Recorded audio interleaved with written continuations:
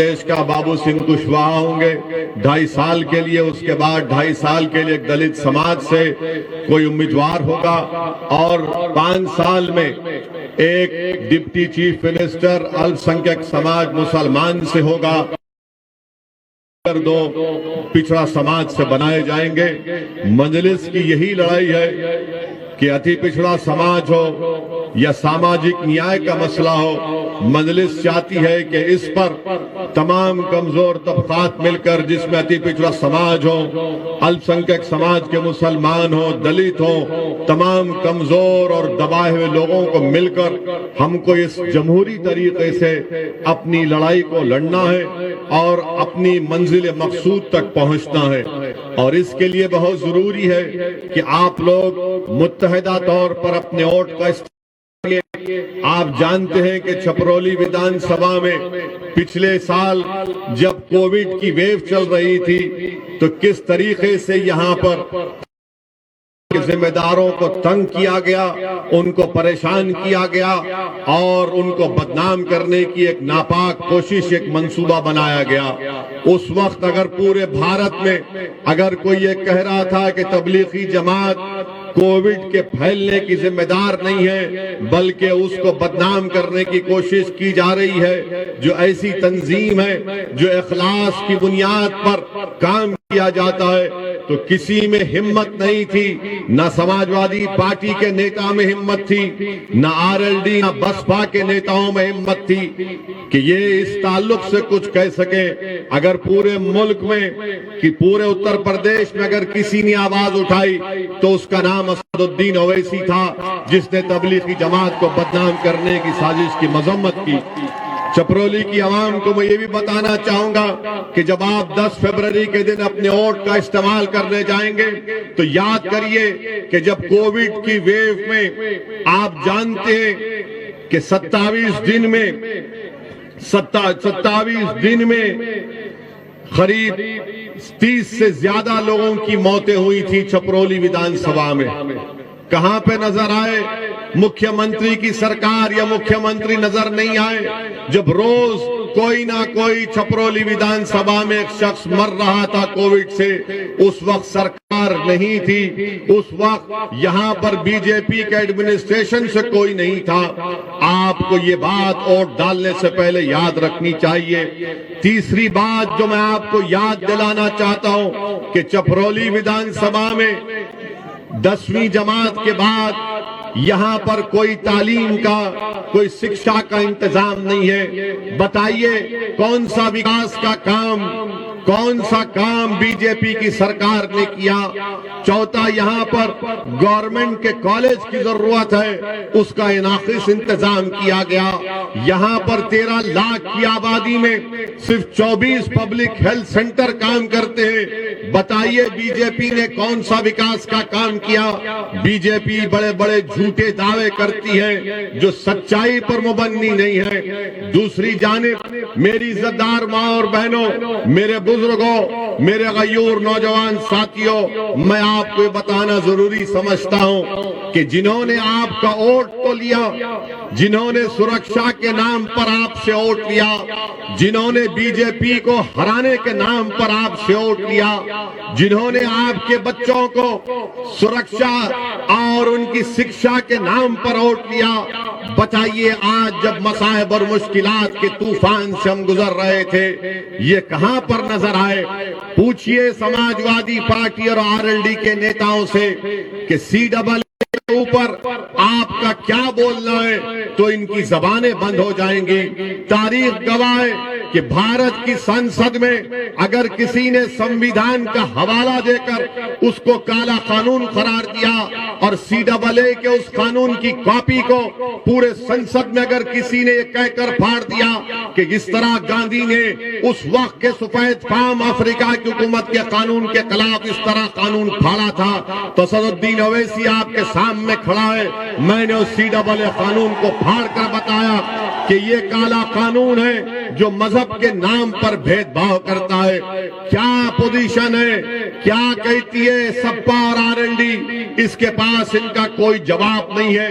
Triple तलाक का गलत कानून मोदी सरकार लेकर आई, पूछिए सपा और आरएलडी से कि आपकी इसके ऊपर क्या राय है, तो जबान खामोश हो जाएगी। आप जानते हैं कि आपकी एक आवाज की जरूरत है। आप जानते हैं कि उत्तर प्रदेश की विकास और उत्तर प्रदेश की मजबूती के लिए बहुत जरूरी है कि अल्पसंख्यक समाज की भी एक आवाज हो। अगर आप सिर्फ खामोशी के साथ वोट डालते रहेंगे, मैं आपको बताने आया हूं कि आप वोट डालेंगे भी और अनीस के हक में इंशाअल्लाह ताला अपने वोट का इस्तेमाल करेंगे। हम सिर्फ वोट डालने वाले नहीं है, वोट हासिल करने वाले भी हैं। आज मैं उन समाजवादी पार्टी में जो बड़े बड़े नेता अपनी जिंदगी गुजार दिए, आज घर में बैठकर रो रहे हैं कि हमको टिकट नहीं दिया गया, हमसे धोखा किया गया, हमसे इंसाफ नहीं किया गया। मैं उन समाजवादी पार्टी के नेताओं से कह रहा हूं कि तुम गैरों की चौखट पर जाकर एक हकीर विधानसभा के टिकट के लिए भीख मांग रहे हो। आओ मजलिस में हम टिकट बांटेंगे, तुमको भीख मांगने की जरूरत नहीं है। और मैं उन नेताओं को चौकन्ना कर रहा हूं, अखिलेश यादव तुमको धोखा देगा। अखिलेश यादव जिस किसी अल्पसंख्यक समाज के नेता को टिकट नहीं मिला, अखिलेश यादव उसको बुलाकर बोल रहे हैं ये लो लॉलीपॉप और मुंह में चूसते रहो।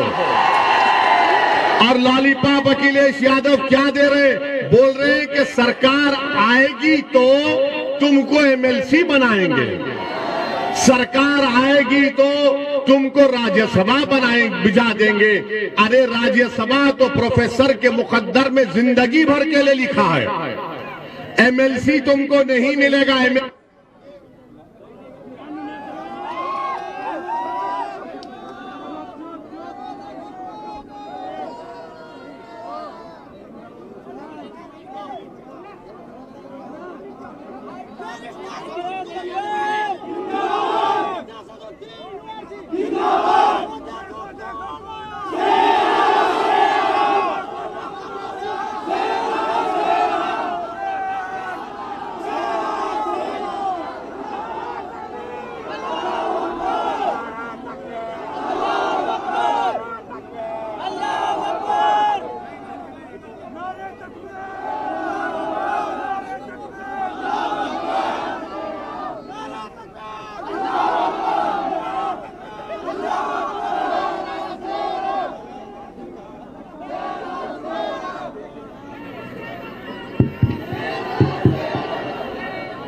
अब आप सोच लीजिए,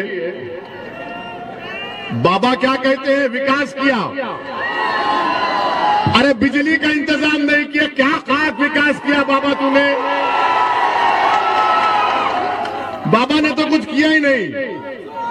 बाबा सिर्फ लंबी लंबी छोड़ते अपने उस्ताद की तरह, मोदी जी की तरह।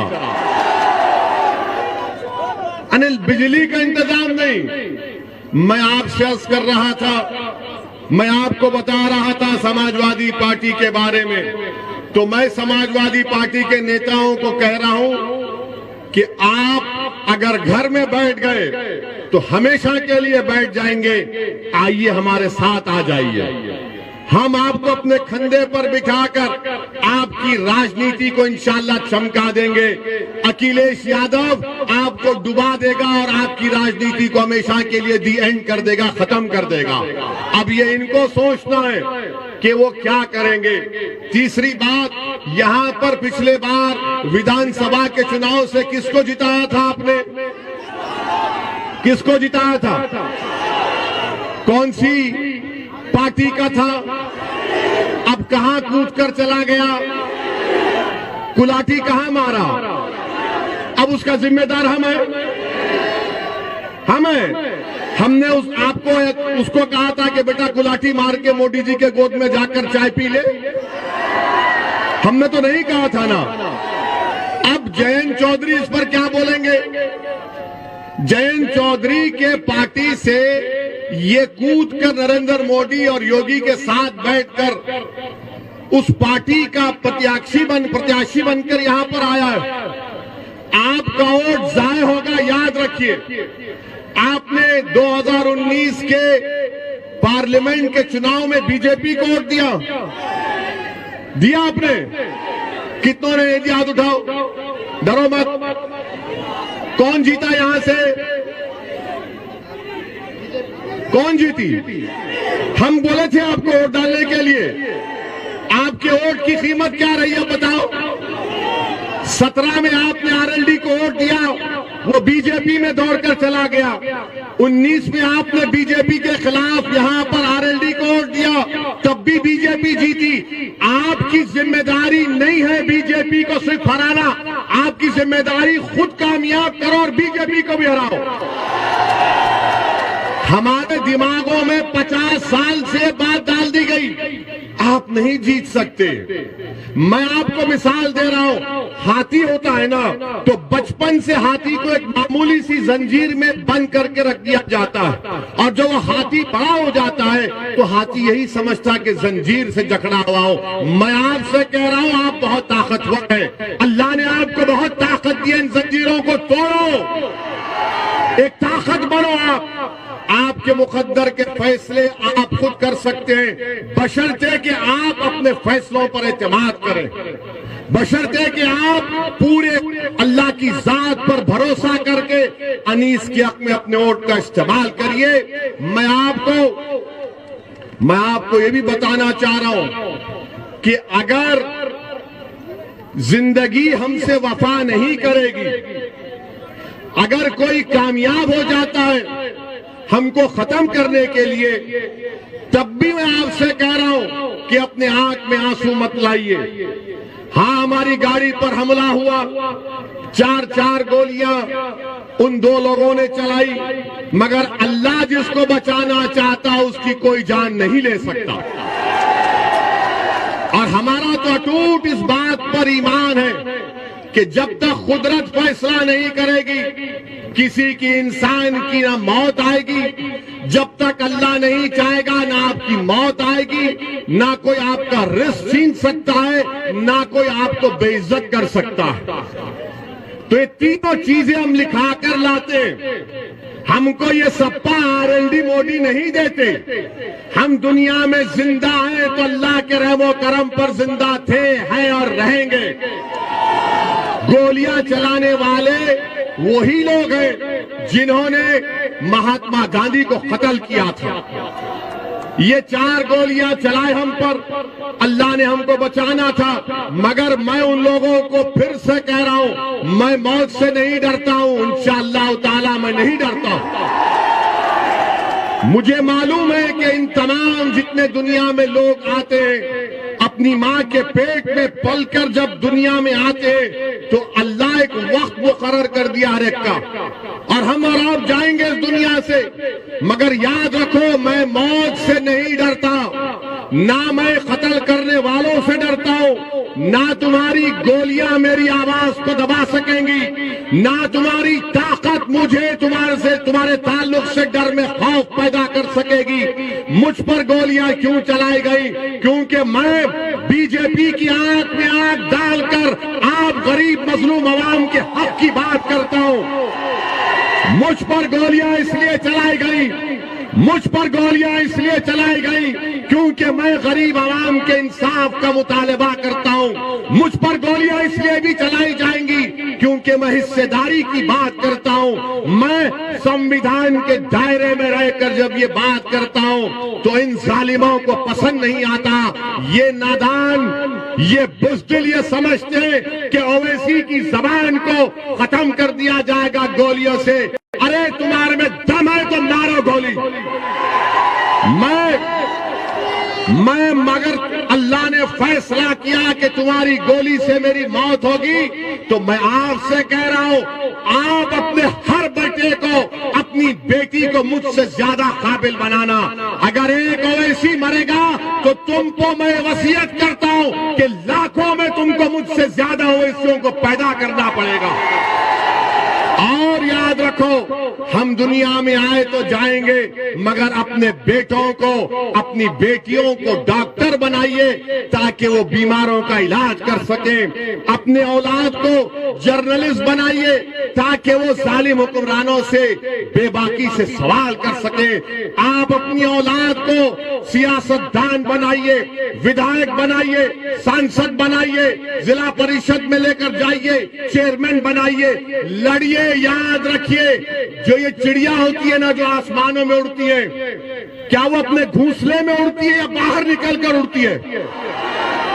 जो चिड़िया घोंसले में उड़ती है, बाहर उड़ती है, तो क्या तुम सिर्फ अपने घोंसले में उसके बनाए हुए घर में रहोगे या एक आजाद परिंदे की तरह रहोगे? उड़ो, अपने ख्वाबों को पूरा करो।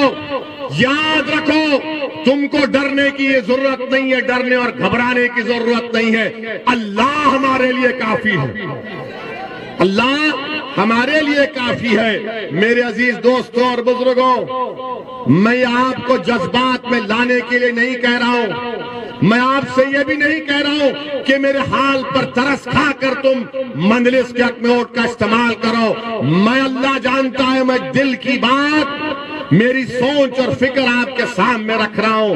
कल मोदी सरकार ने कहा कि ओवैसी तुमको जेड कैटेगरी की सिक्योरिटी देते। हमारे अतराफ में कहा गया 10-10 बंदूक लेकर लोग खड़े रह जाएंगे। हमने कहा, हम जब से राजनीति में आए हमने कभी सिक्योरिटी नहीं ली और न कभी लेंगे, इंशाअल्लाह ताला नहीं लेंगे, क्योंकि मेरा मानना यह है कि छपरौली की विधानसभा के लोगों को अगर उनकी जान का तहफ्फुज़ होगा, आपको सुरक्षा मिलेगी तो मुझे भी सुरक्षा मिलेगी। अगर उत्तर प्रदेश के गरीब को, दलित को, अतिपिछड़ा समाज को, उसकी जिंदगी को हिफाजत मिलेगी तो हमको मिलेगी। मोदी जी, योगी जी, याद रखिए, ओवैसी को सुरक्षा देकर आप अगर पीलू खान को, जुनैद को, इखलाक को, रकबर को अगर सुरक्षा नहीं देंगे तो क्या फायदा मेरी सुरक्षा का? क्या फायदा मेरी सुरक्षा का? इस देश में, इस प्रदेश में गरीबों को सुरक्षा की जरूरत है। और योगी आदित्यनाथ का बड़ा बुलंद बांग दावा कि हमने क्राइम को खत्म कर दिया। तुमने कौन सा क्राइम खत्म किया, हमको तो नजर नहीं आता। हमने कल पार्लियामेंट में खड़े होकर कह दिया कि हमको जेड कैटेगरी की सिक्योरिटी की जरूरत नहीं है। आप अल्पसंख्यक समाज के, भारत के गरीबों को, मुसलमानों को, दलितों को, जितने गरीब, कमजोर, पिछड़े, दबाए हुए, उनको एक कैटेगरी का शहरी बनाइए।